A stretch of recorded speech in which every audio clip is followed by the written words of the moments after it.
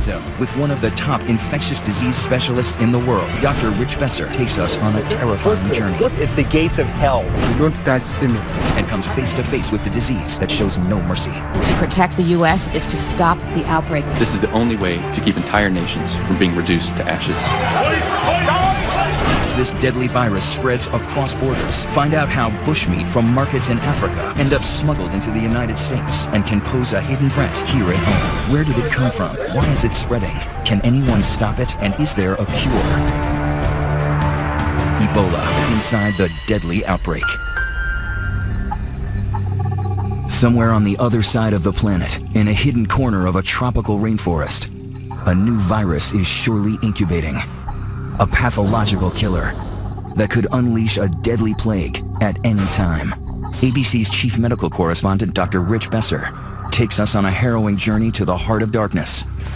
I'm crawling through the dense jungles of Cameroon with a man we call the virus hunter. He's in a race to stop a virus before it can infect human beings. What our work is focused on is understanding what's out there that could potentially harm us as a species. If you think this has nothing to do with you, think again. Inside the bush, animals hold the potential for worldwide danger. These paths are not just local roads, they are a virus's highway. When you see a logging road, what do you think about? I think about the potential for both animals as well as humans with new viruses to get to cities where you have planes, cities where you have boats. So things that happen in Central Africa don't stay in Central Africa. You got it. The bridge from animal to human? It's believed that fruit bats are the main reservoir of Ebola, carriers who don't get ill, but spread the disease to other wild animals. And then to humans, through bushmeat. Raw meat from apes, monkeys, and others killed for food, and who may carry the virus with them. But this meat doesn't always stay in the bush. Poachers sell it on the black market, and it's smuggled around the world, sold to immigrants longing for a taste of home. A few years ago, ABC News correspondent Dan Harris found what seemed to be black market bushmeat in this New York supermarket. How much you sell that one? It's a pound, $20 a pound. $20 a pound, that's too much, man. I mean, so this seems to indicate that this stuff is not hard to get. We know that it's readily available not just in Queens, but also in parts of Washington, D.C., parts of Minneapolis, St. Paul, other centers around the country. And it's because people have a passion for bushmeat. They want that taste from home. This African immigrant, a mother of 10 named Manie Mane, was sentenced to 3 years probation for importing crates of monkey meat, which she has said her community consumes to celebrate religious holidays. Are you guys selling bushmeat out of here? No. No? No, bushmeat, no. Fish, dry fish, snails, bushmeat. We had an investigator with a hidden camera come in here, and he found what he said was cane rat from Africa. No. So nothing whatsoever. Bushmeat. Okay. And you're the owner, you say? The CDC says they're concerned. Experts say that meat like this could potentially be teeming with Ebola, or worse, undiscovered viruses carrying unknown threats. That's why Dr. Nathan Wolf's research is critical, searching in animals' blood for tiny microbes, diseases that could grow into lethal pathogens. It's not alarmist. It's happening.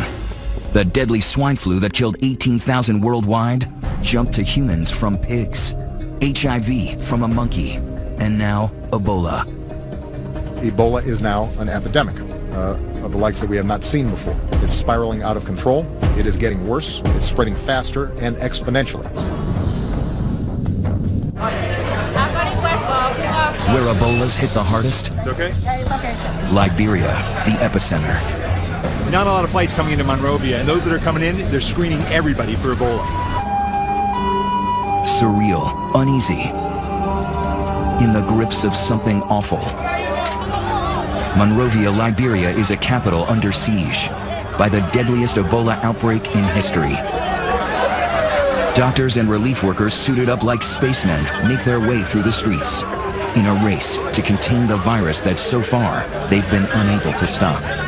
What government wants to do is to find out who are those that are sick so we can treat them. So they basically are checking who can come in and out of West Point. Only people with aid supplies and medical staff can go in and out, and soldiers.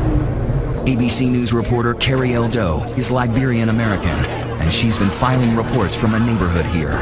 Mister, how many bodies have you picked up today? 11 bodies. Where thousands are under quarantine, she has watched as fear turned to despair, despair to anger, and then pandemonium.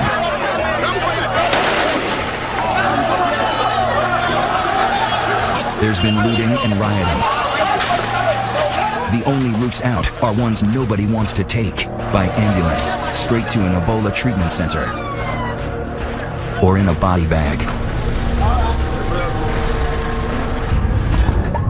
Liberia is a country founded by freed American slaves. The president, Ellen Sirleaf Johnson, is Harvard educated and lived in New Jersey. And the main hospital is named for our own president, John F. Kennedy. This is the emergency room, and you can see there's no one going in, there's no one going out. That's because there are no doctors to take care of patients. There's no one here. No one here, it's a ghost town. This unit, it's stuck back in the furthest corner of the hospital compound. It used to be used for treating people with cholera, and now it's where they're putting patients who may have Ebola. Many of them do. The facilities are makeshift. Their protective gear is the only barrier between them and the disease. They've had to make some of it themselves. They don't have hoods that are ready-made, so they're making hoods out of other protective equipment. The temperature, is it hot in what you're wearing? Oh yeah, that's the heat. The heat is too much? Yeah, too much. The place is not just like ordinary hospitals. If you are finished with what you want to do, you don't just leave and leave the others there. I'm okay. He's got a hood, he's got two layers of gloves on, an apron, boots, outer clothing, a mask, and goggles, so that every part of his body, every inch of skin is totally covered up. Even though I've spent my career working on infectious diseases, I have to confess, this is scary. You don't touch anything, okay? Just use your eyes. And you may talk to somebody, but you don't touch anything. Okay. This is Ebola Zaire. Highly contagious, highly infectious, very dangerous. So you have to take very good care. Don't rush to help somebody. Don't pick up things. Don't panic. Eh? Stay calm. Stay calm. This is the Ebola isolation unit. He's about to go in. He opens the door. You can take a look. Patients with Ebola are everywhere. The team is not allowed to go any further, even in all their protective gear. Ebola is named after the river in the Congo, where the virus first appeared in 1976. There have been major outbreaks since then, but never like this. Cases began showing up in March of this year. In June, the first case walks into Monrovia's Elwa clinic. My job in the Ebola unit was to make sure that doctors were suited up properly. At the time, Nancy Wrightball is a Christian missionary from North Carolina with no formal medical training. When doctors went in, I wanted to make sure that they were dressed properly, and when they came out, I wanted to make sure that they had been decontaminated properly. And I felt the weight of that, I can tell you. We've been in Ecuador for 5 years. We were in Zambia for 8 years, and then in Liberia. We've traveled in many places. But they have no idea what they've signed up for this time. As the death toll mounts, Liberian health workers start to fall ill. I had a co-worker who ended up having Ebola and died. And I had trained him for 3 nights. By midsummer, one by one, 8 organizations make the wrenching decision to pull out of Liberia. But the Wrightballs stay. So do Doctors Kent Brantley and John Fankhauser, physicians and fellow missionaries who work at Nancy's clinic. Our hospital is a busy, 45 to 50 patients at any one time, 3 to 5 surgeries, delivering, 4 or 5 babies every day, where we'd see, 150 patients a day. So each of us took our turn seeing patients in the clinic as well. So it was very busy, very full, and very clinical. They don't realize they are in the midst of the worst Ebola outbreak in history. The problem? This outbreak has come to such a densely populated place. 2 years ago, there was one in Uganda, across the continent. Back then, Dr. Besser traveled deep into the jungle to rural villages, very far from any city. Wrapping up this epidemic is all about going down these roads, finding any possible case. It's really hard work. He and his producer were the only outsiders permitted to travel with the CDC team into the epicenter, with unprecedented access into the wards of suffering. Just try and stay calm. It is quite frightening if you suddenly start to find breathing difficult. Don't touch your masks. That's the rules. Okay, good. This time, Besser was allowed to go inside, but it was too dangerous to allow his producer to follow. He went in alone, with only a small camera. I have to say that there are a few things that I've done in medicine that are as nerve-wracking as going into this place. Those are the 3 who have Ebola.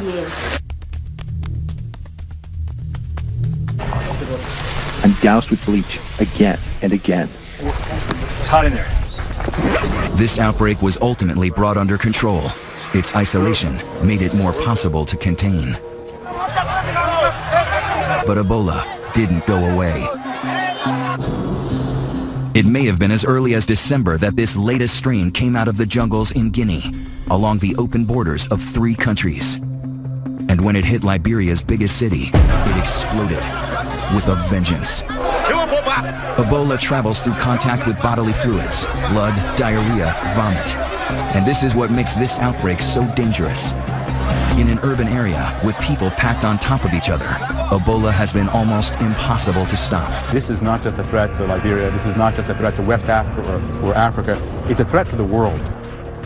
If we don't turn it around, for every day it continues to spread, there's more and more risk of spread to other countries in Africa, other countries around the world. There is no way we can seal off and isolate a country, even if we wanted to.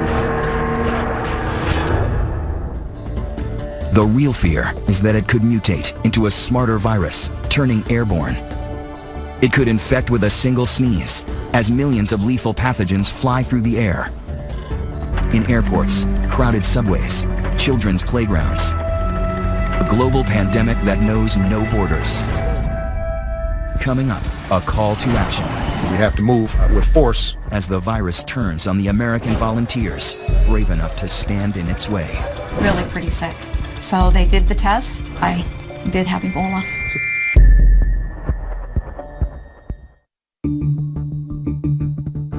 We have to act fast. We have to move with force.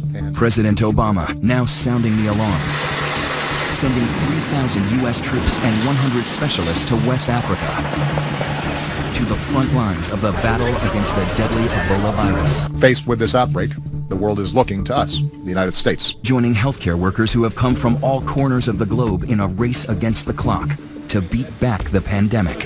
Will we see Ebola in America? I can't predict the future. What I'm sure of, and what's happened already, is that people have come from parts of the world where they might have been exposed and they've had fever. So we have to be prepared. We have to be prepared to test, to isolate, and to respond. Already, Ebola is in 5 West African countries. The epicenter, Monrovia, Liberia. At the request of the Liberian government, we're going to establish a military command center in Liberia to support civilian efforts across the region. Henry Gray is running logistics here for Doctors Without Borders. So this is a 240 square meter tent. Building clinics here as fast as they can. This group is on the front lines of every health crisis in the world, but even they are overwhelmed. How much room do you have now in the 120-bed unit? The 120-bed unit is full. It's full. Full. And the patients who come here who need care? Unfortunately, we have quite high mortality amongst the patients, so that frees up space. Before this outbreak, what's the largest center you've ever designed? Earlier in this outbreak in West Africa, I think we went up to about 80 beds, but prior to that, around 40 beds. 40 beds? Yeah. And here, 10 times that? 10 times. Is the virus winning? The world has never seen Ebola as we're seeing it now. And the challenges are enormous. Ebola is sneaky. The first symptoms look just like flu or malaria. Achy muscles, a headache, fever. The patients have probably delayed coming in, tried to convince themselves they don't have the virus. Going into the triage unit here at JFK Hospital, that's where they try and sort out whether a patient coming in has Ebola or something else. They're having diarrhea, stomach pain, vomiting, some are bleeding from the mouth, another person is bleeding from the injection sites. And how will you know if that's Ebola or something else? Because majority of them have interacted with people who died. All along the way they're spraying with chlorine so that if there have been any Ebola leakages, they're killing it with the bleach. So what happened? One of the patients just died from the chair just on arrival. Spent here like 20 to 30 minutes. So by the time they get from triage into the building, some of them have died? Yeah. And Ebola can kill you in so many ways. Severe dehydration, your kidney and liver shuts down. You may even bleed to death. The sheer number of cases coming in make it very dangerous for those patients who don't actually have Ebola. They're sitting near the patients who are sick. Is that a problem? Well, once they bring somebody who doesn't have an infection in here, then they have exposed that person. But we take so many precautions inside. Yeah, but for the patients who come in, if he didn't have Ebola before, he may have it now. Yeah, the risk is high. We are spraying all the time and we limit movement. We don't have enough space where to put this. That's why there's too many patients. Yeah. You need more space, more treatment facilities. We need more beds. When Dr. Besser came back to the clinic the following day, they had 10 more dead, 30 more sick, and they were turning patients away. How many patients are you seeing? How many? 80. Yesterday they said there were 60. They keep coming. There's 3 patients waiting to be seen, but nowhere for them to go. No beds. It's full. At the Elwha Clinic, Dr. John Fankhauser is relieved that reinforcements are arriving. For most of the summer, he and his colleague Dr. Kent Brantley were among the few American doctors who stayed. Kent Brantley, he's a family physician, much like me. Kent was drawn to the Ebola work, and when Samaritan's Purse offered to run the newer Ebola unit, they named Kent as the medical director. By midsummer, his fellow evangelical missionary Nancy Wrightball had gone from hospital administrator to decontaminator. When Ebola hit, Nancy stepped into the position of not only our head hygienist, but also training the other hygienists that were coming alongside.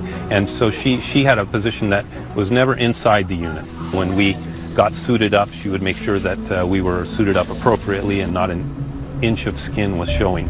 And then when we came out of the unit, Nancy was in charge of spraying us down and decontaminating us. Those are critical jobs. Exactly. Very critical. She understood the risks, but even that didn't protect her. One hot day in July, Nancy Wrightball started to feel ill. I first knew Nancy was sick on her birthday. I was running fever. I had had malaria once in this past year, and it was just the same symptoms. Dr. Brantley was also sick, and so Dr. Fankhauser took on a job he never thought he'd have, caring for his friends. Kent became ill the day after Nancy became ill, and I found out about it after he had spent the day at home, and he had fever for about 12 or 14 hours solid, and I was concerned. The next morning, Kent contacted me and was actually doing worse. By Saturday, I was still not doing very well, and the doctors came back and said, Nancy, we don't really think you have Ebola, but we want to do the test anyway, just to set everybody's mind at ease. It seemed almost impossible with how cautious both of them were. We were really trying to convince ourselves that this was some other form of illness, maybe dengue fever or some other type of illness that would be mosquito-borne or could have infected him and caused similar symptoms. And still ahead, an experience that becomes all too real for American caregivers working here. It is a fire straight from the pit of hell. They weren't sure I would even make it to the U.S. And then, is there a cure? Ebola inside the deadly outbreak.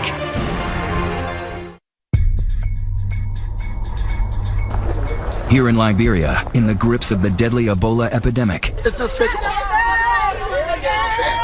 even the heroes are scared. Doctors and medical volunteers are vulnerable. In some outbreaks, they account for a quarter of all Ebola deaths. Closed off our program in April of this year. It just wasn't safe. We didn't think that we had the necessary precautions to do it safely. American doctor James Sirleaf is the son of Liberian President Ellen Johnson Sirleaf. He left his practice in Georgia to help with the crisis, only to find panic and chaos. The NGO community has mostly left. Yeah. We had to pull our physicians. We can't risk. These people are not Ebola-trained doctors. It's just not safe to have them here.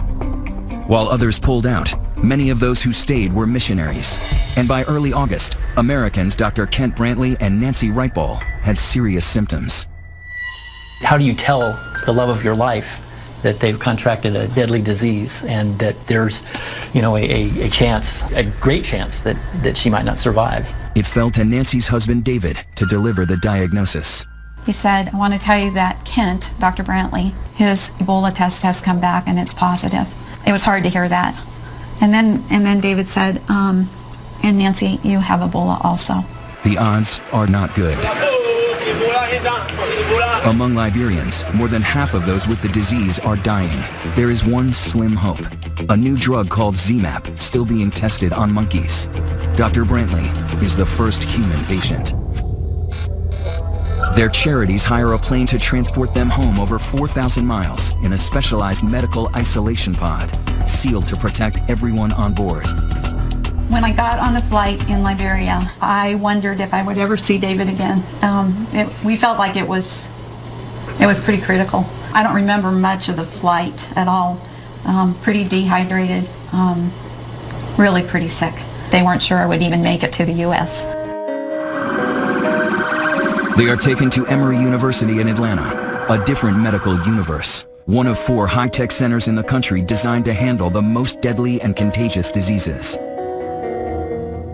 People who say that you should not have been allowed back in the country, it's just too dangerous. What do you say to that? I would say that in coming back into the country, we understand the concern for public health. Having said that, there have been established procedures and protocols that we took very great care in observing. Most important, Nancy is isolated from everyone, even her own husband. It's a really lonely place to be. We put our hands on the glass and I told her again, she's the most beautiful woman I know. It's her family and faith that got her through. I think one of the scripture, it's a psalm that so many people know, that the Lord is my shepherd. And yea, though I walk through the valley of the shadow of death, I will fear no evil. Some Americans say that you had no business being over there. It's too risky. We went to serve, but when you go to serve, you count the cost, but you lay it down. You lay down those fears, you lay down what you think might happen. Then, finally, the news that both the Wright Balls and Kent Brantley have been praying for. They are virus-free. Today is a miraculous day. I am thrilled to be alive, to be well, and to be reunited with my family. But still ahead, what awaits American troops as they head for the hot zone? Panic in the streets. And can they help Ebola's youngest victims?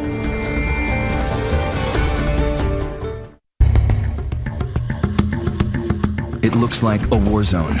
The West Point slum in Monrovia, Liberia. Population over 50,000. By now, the Ebola virus, on the move since December, has killed over 2,000 people in West Africa. And now 3,000 American troops are preparing to deploy there. This is an epidemic that is not just a threat to regional security, it's a potential threat to global security. If these countries break down, if their economies break down, if people panic. It's already happened. In Monrovia, Liberia, the epicenter of the crisis, West Point became a flashpoint.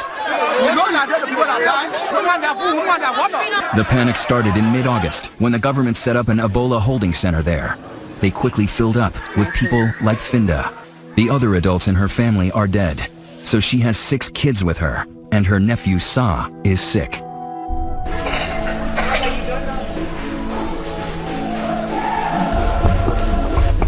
Why are you laying down?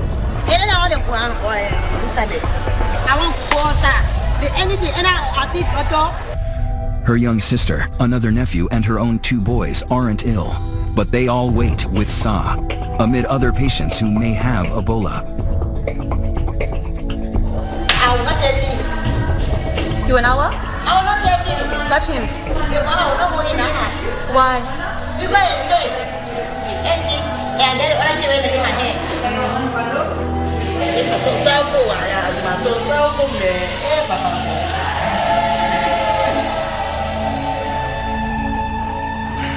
Her stay here is short-lived. Residents are furious that patients with Ebola are in the neighborhood, so they ransack the center, looting infected medical supplies. 2 days later, the government puts the entire community under quarantine. But the rioting and looting continue. Containing a frightened populace isn't easy. In West Point, the quarantine is doomed from the beginning.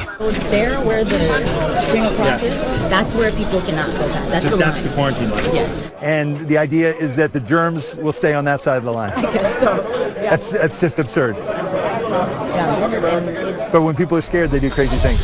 I've never seen a quarantine area like this. They haven't used quarantines like this where you shut off whole parts of cities since the Dark Ages. behind the barriers, there's people who can't come and go. They've been in this compound for 7 days? 8 days. Why? It's like you're in prison. This is someone problem, but they have kept us here, keeping us on a hostage. For some, no food, little water, and no power. Very bad. Very bad. You know, you can't live in a dark place just like your animal. Meanwhile, Finda and her children are living on the streets, afraid her house is infected with Ebola. 3 more of her kids are now sick, and they're hungry. But she's also afraid to go to the hospital. So many have died there. So we're taking to the hospital today? I don't know. We take you from here. How many children? 1, 2, 3, 4, 5, 6.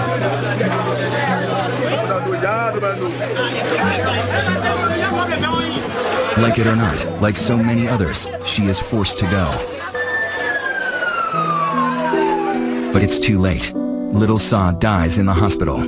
But these photos have surfaced. Even in death, he is known as the little boy on the bucket. When Finda sees those pictures, she breaks down. I think he said, "Can me get better in my head?" Because I just play for my children. Ali, the only baby people that die in my head. They my children they get so far. They be my head. Can me be happy? They say I get this out. Anything I little go. Now go say that one I will not get it. Now go give me the one. I said working for him. I say play for him for giving 10 and they want to have the one. Coming up. He said we can come. A secret ritual, a hidden danger. Is there any way to stop this virus? The answer may surprise you. Ebola inside the deadly outbreak.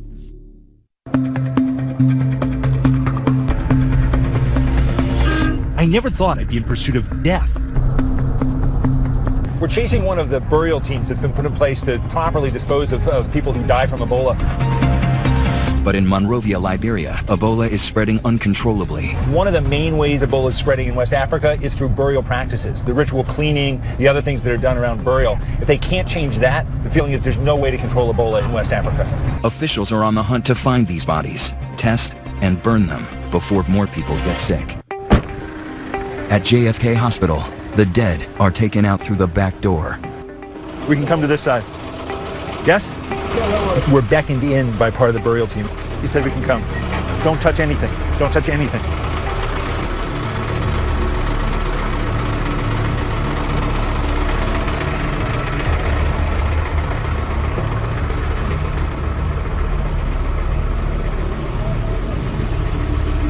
How many bodies are there? 9. 9? 9. They've already collected 9 people who've died from Ebola.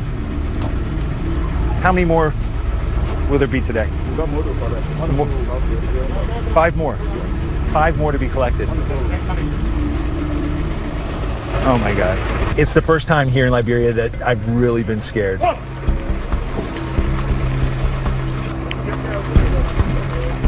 And this is incredible. You know, seeing a truck cart away 10 bodies of people who died from Ebola, it's the gates of hell going into that treatment ward and knowing that the odds are you're going to come out in a body bag.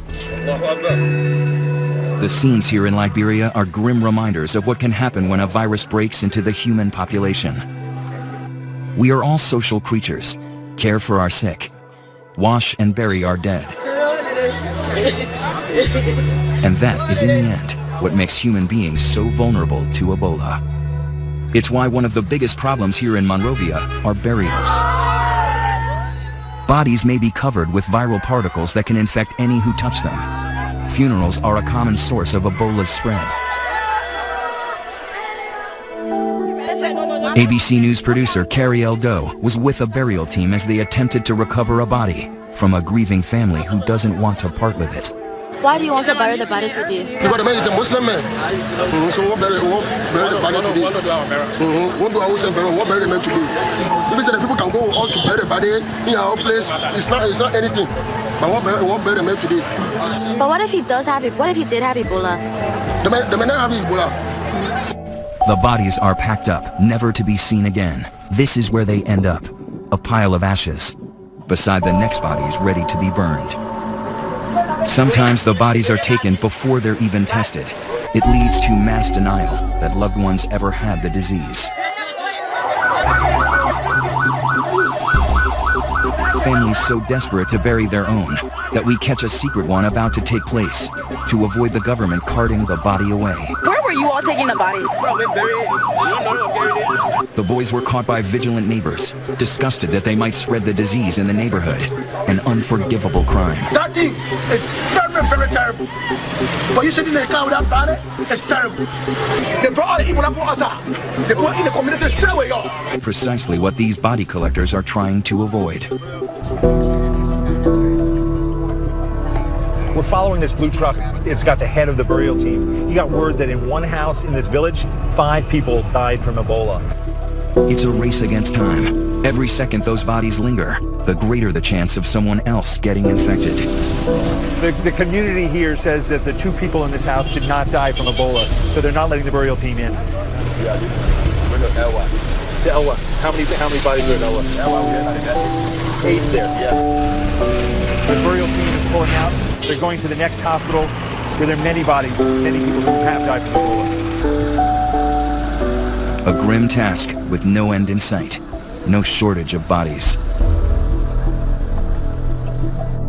When we come back, can the virus come to our shores?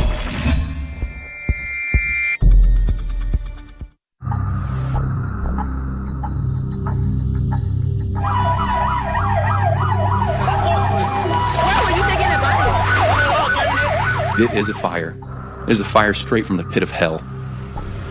We cannot fool ourselves into thinking that the vast moat of the Atlantic Ocean will protect us from the flames of this fire.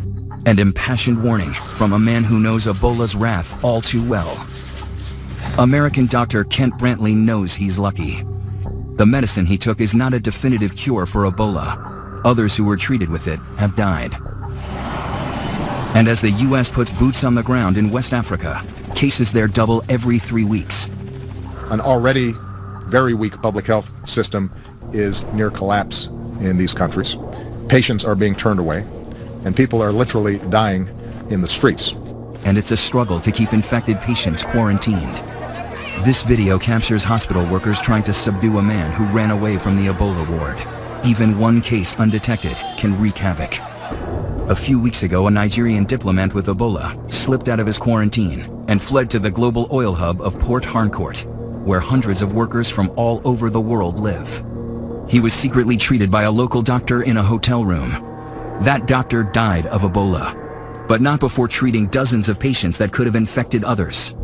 Now, more than 200 people are being monitored for the virus, leaving all of Nigeria at risk. This matters big, not just for Americans, for everyone in the world.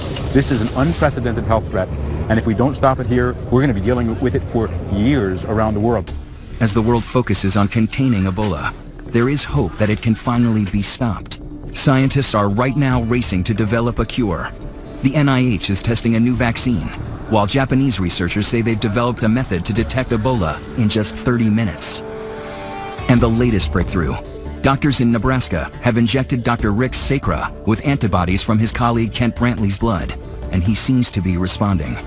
The best way to protect the U.S. is to stop the outbreak in West Africa. What can be done to save the lives of people who already have Ebola?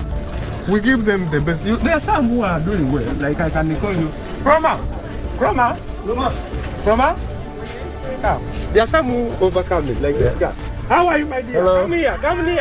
How are you? Cross the water here. Yeah. How are you doing? You have been here for how long? How many days? 1 week, 1 day today. 1 week, 1 day? Yes. And how do you feel today? I'm okay. Jumping. And when will you go home? I want to go home today. Today? Yes. What do they say? When can you go home? And? When can you go home? When? Now. And a joyful homecoming for Liberian Dr. Philip Ireland, who contracted Ebola after bravely treating so many in his native country. You've survived Ebola? Yep. I've been through hell.